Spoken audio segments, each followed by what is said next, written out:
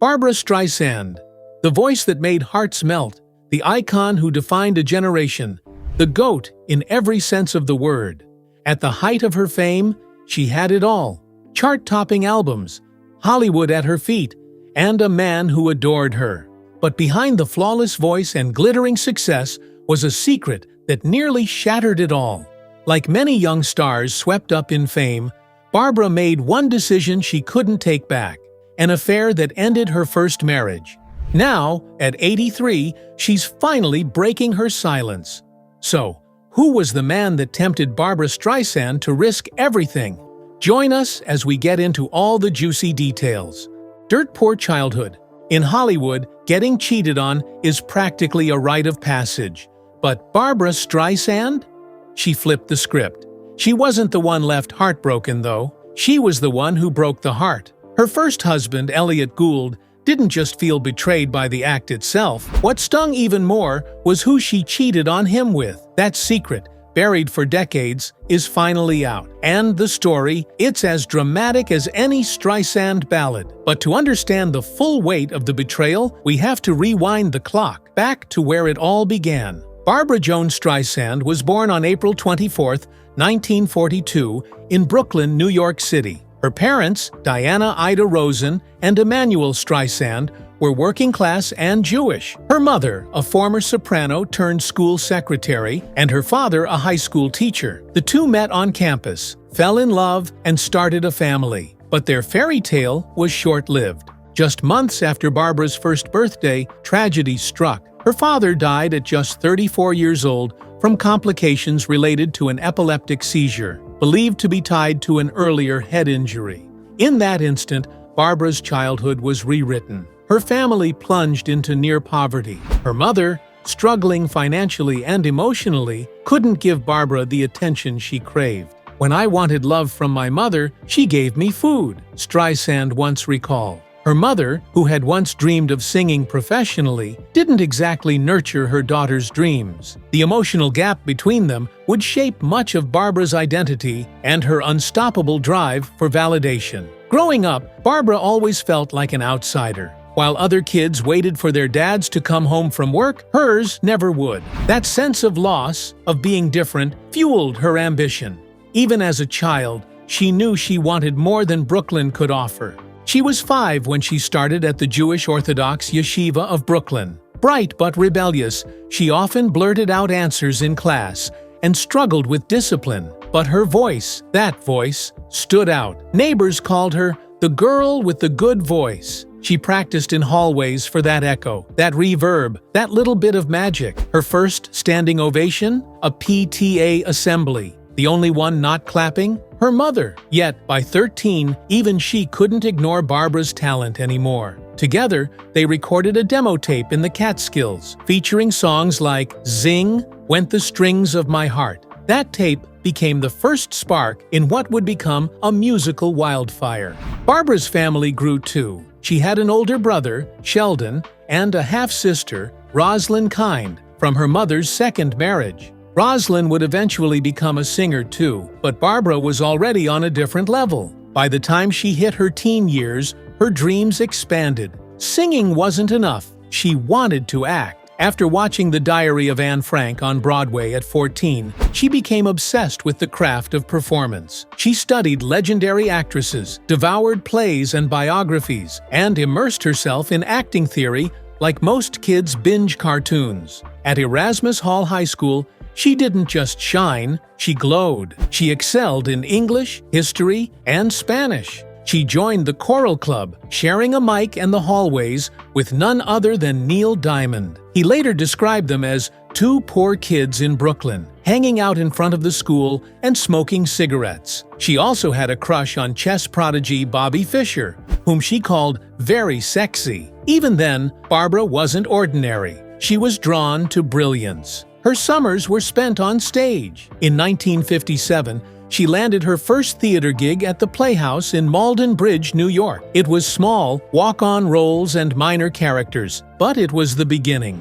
That same year, she snagged a backstage job at the Cherry Lane Theater in Greenwich Village and started working her way up in the Manhattan theater scene. At 16, Barbra graduated from Erasmus Hall. Her mother begged her to stay out of showbiz. Barbra, of course, did the exact opposite. She rented a tiny apartment in the theater district and hustled. Auditions, side gigs, anything to get her foot in the door. She made the rounds, carrying that same Catskills demo tape, determined to be seen, to be heard, and to be somebody. She wasn't just chasing fame, she was running from abandonment, from emotional starvation, from the girl who sang in hallways for echoes because no one was really listening. And that hunger, the same hunger that drove her to the top of the music charts and into Hollywood royalty, would eventually creep into her marriage. Because when you're used to chasing dreams and chasing love, sometimes you don't know when to stop, or who you'll hurt in the process.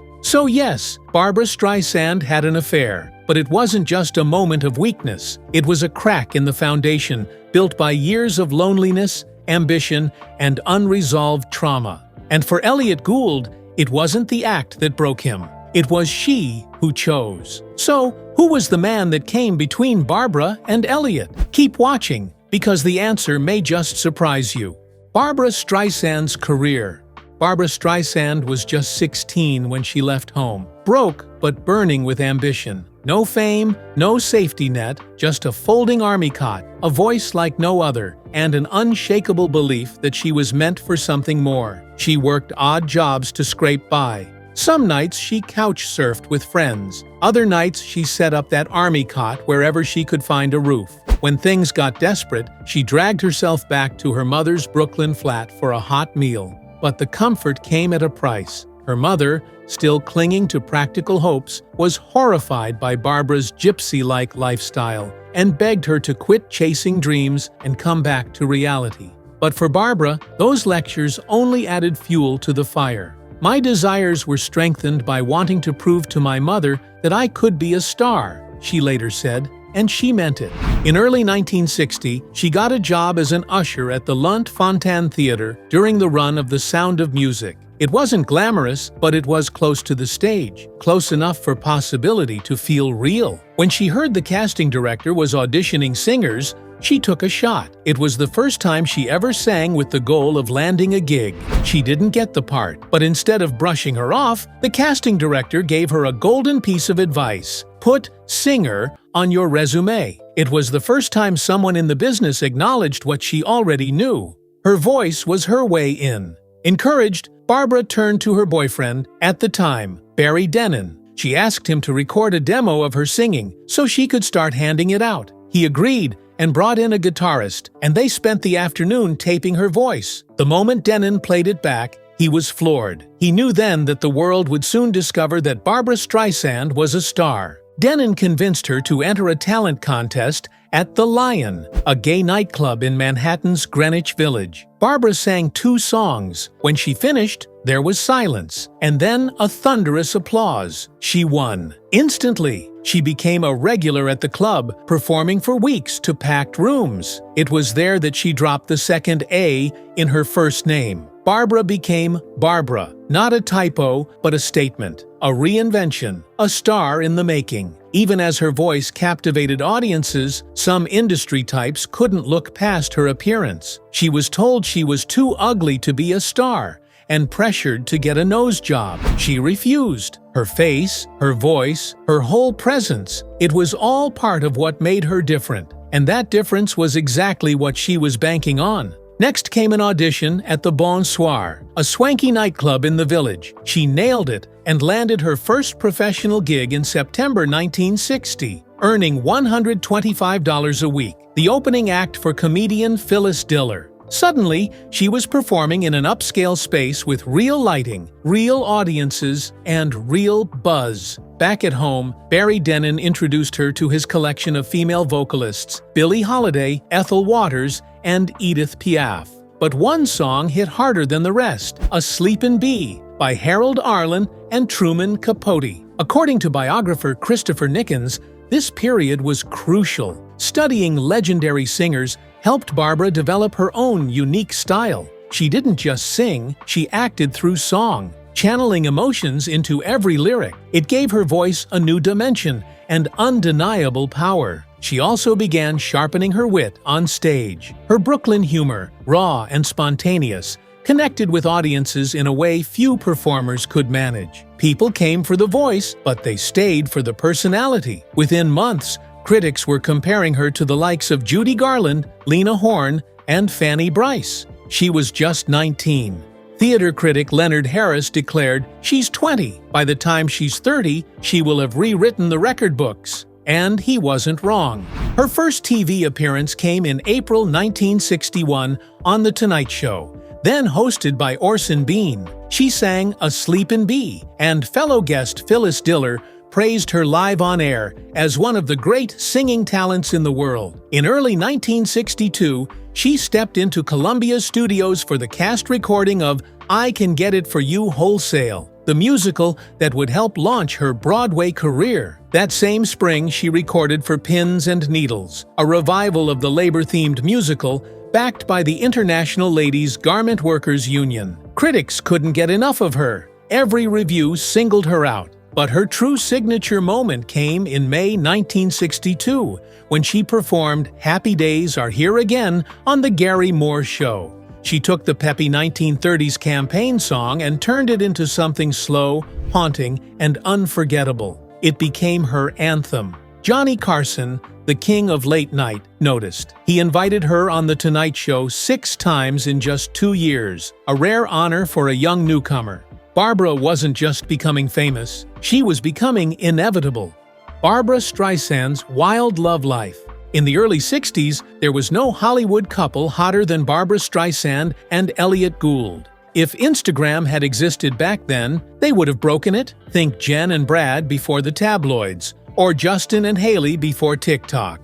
They met in 1961 when Streisand, just 19, auditioned for the Broadway musical "I Can Get It For You Wholesale." Gould, already the leading man, watched her nervously finish her audition, and instead of thanking the room like most hopefuls, she blurted out, "So would somebody call me?" and then rattled off her phone number. Elliot Gould never forgot it. "I remembered her number, and I called her," he told CBS Sunday Morning in 2020. That call sparked a whirlwind romance. By 1963, they were married. It wasn't just love, it was partnership. In 1966, their son Jason Gould was born, and for a few golden years, life was sweet. "We had a great life," Gould reflected. "We made it very fast, and nobody has what we have. There's you and me and our kid."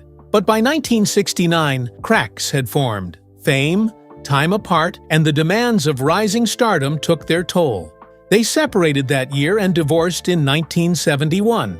Still, there was no bitterness, only history. And while that chapter closed, the Barbra Streisand love saga was just getting started. Enter John Peters, the hairdresser with movie producer dreams and an eye for stars. Their story began like something out of a Hollywood script. In 1973, Peters was a flashy, ambitious stylist with a knack for hustling. He told friends he'd do anything to style Streisand's hair, even for free. Meanwhile, Barbra, ever detail-orientated, spotted a perfect haircut on a woman at a party and asked who was responsible. The answer? John Peters. They met, sparks flew, and just like that, a nearly decade-long romance began. It wasn't all glitz and glamour, though there was plenty of that. Streisand brought Peters into her world, helping him shift from scissors to scripts. She trusted him, even professionally.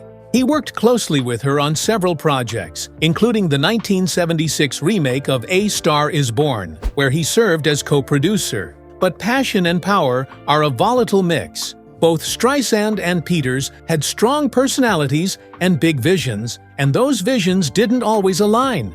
By 1982, as Barbra prepped for her directorial debut with Yentl, she left for Europe, fully immersed in the work. Peters, feeling sidelined and frustrated, pulled away. The relationship unraveled. Still, the love never turned sour. They remained close, with Streisand becoming godmother to 2 of Peters' daughters. He may have moved on, but their connection endured. Notably, despite almost 10 years together, they never married. Barbra would only walk down the aisle twice, once with Gould and much later with James Brolin. But between those 2 marriages, There was another high-profile chapter worth noting. In the late 80s, Barbra fell hard for a new kind of heartthrob, Don Johnson, the sun-kissed star of Miami Vice. She reportedly left music producer Richard Baskin to be with him.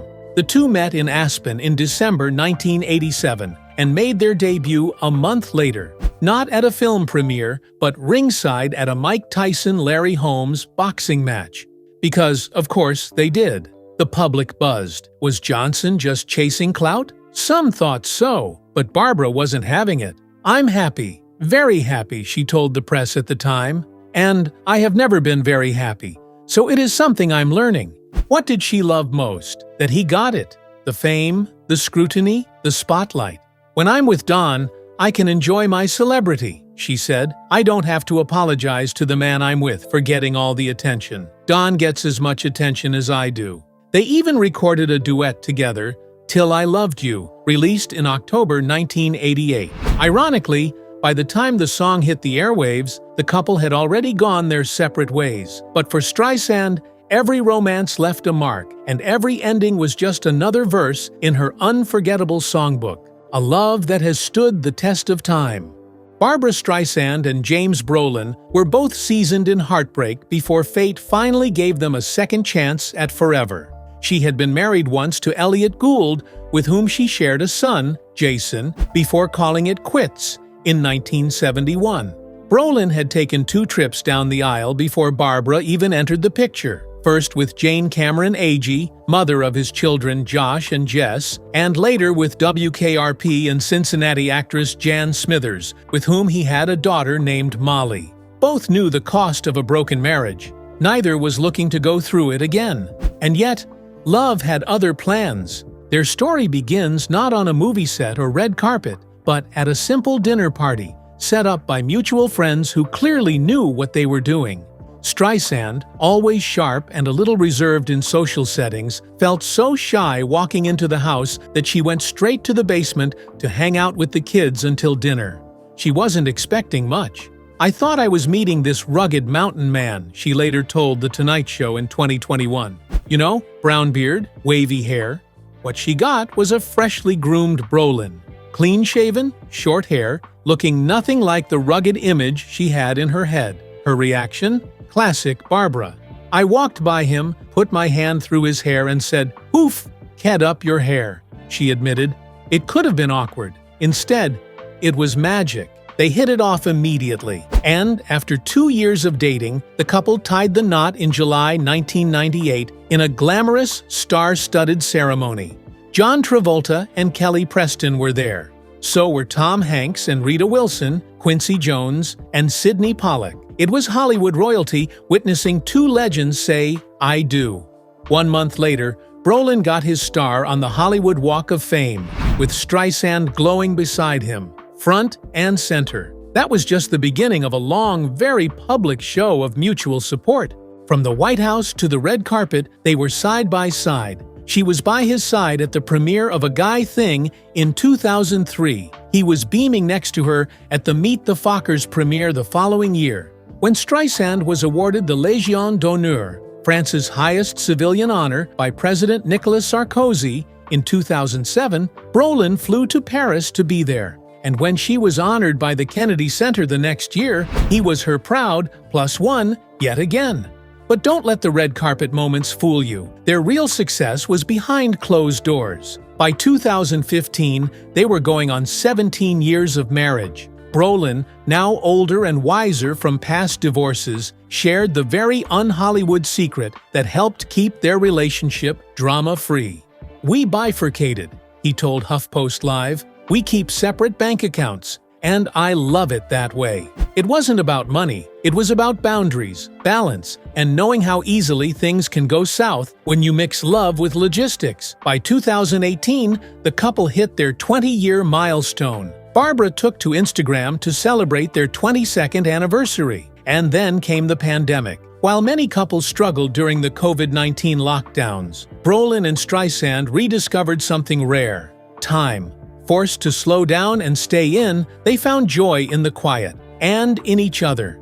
By their 25th anniversary, Barbra was openly embracing the simple things in life: trucks, dogs, and time with family.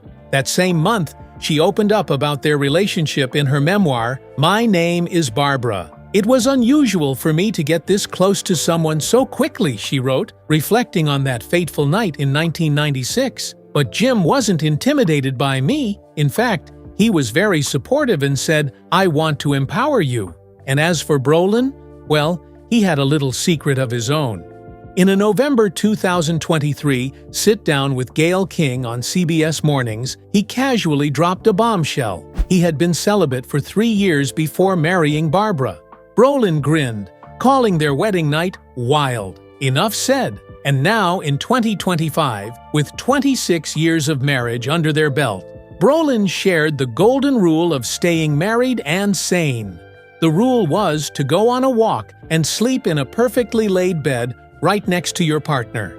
Through marriages, divorces, awards, career highs, and personal lows, Barbra Streisand and James Brolin found something most people only dream about: a love that goes the distance. Not flashy, not perfect, just real.